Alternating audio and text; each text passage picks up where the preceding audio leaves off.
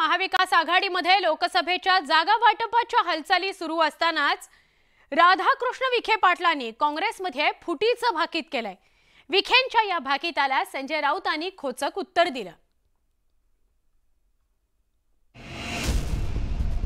लोकसभा निवडणुकीच्या तोंडावर राजकीय घडामोडींना वेग आलाय। महाविकास आघाडीत लोकसभेच्या जागा वाटपावरून खलबतं सुरू झालेली आहेत। नुकताच जयंत पाटलांनी मातोश्रीवर जाऊन उद्धव ठाकरेंशी चर्चा केली आहे, तर लोकसभेचं जागा वाटप जवळपास निश्चित झाल्याचा दावा खासदार सुप्रिया सुळेंनी केलाय। त्यामुळे महाविकास आघाडीचं जागा वाटप जवळपास निश्चित मानलं जात आहे। एकीकडे महाविकास आघाडीत लोकसभा जागा वाटपाची बोलणी वेगात सुरू आहेत, दुसरीकडे महसूल मंत्री राधाकृष्ण विखे पाटलांनी काँग्रेस फुटीचं भाकीत केलंय।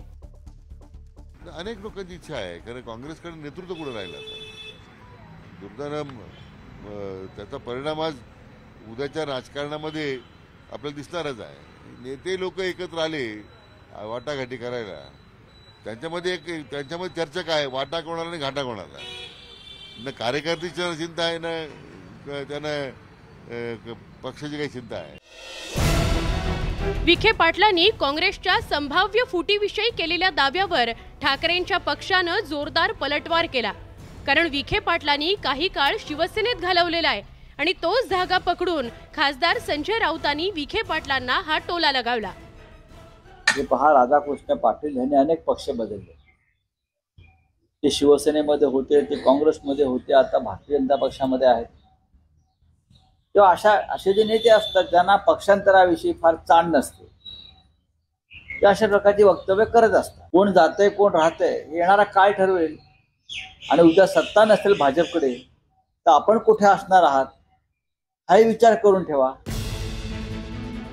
2019 मध्ये राज्यात मवियाच्या स्थापनेपासून अनेक वेळा काँग्रेस फुटीची चर्चा रंगली आहे।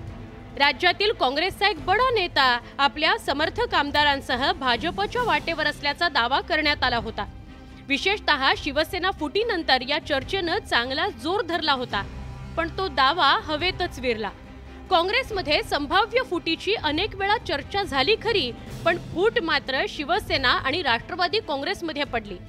पण राजकारणात कधी काय होईल याचा काही नेम नाही।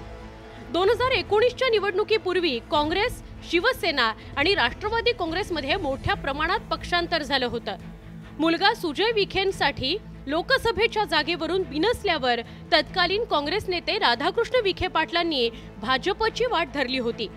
आता त्याच विखे पाटलांनी काँग्रेसमधील संभाव्य फुटीवर भाष्य केलंय, त्यामुळे राजकीय वर्तुळात चर्चेला उधाण आलंय। Bureau report, news 18 Lokmat.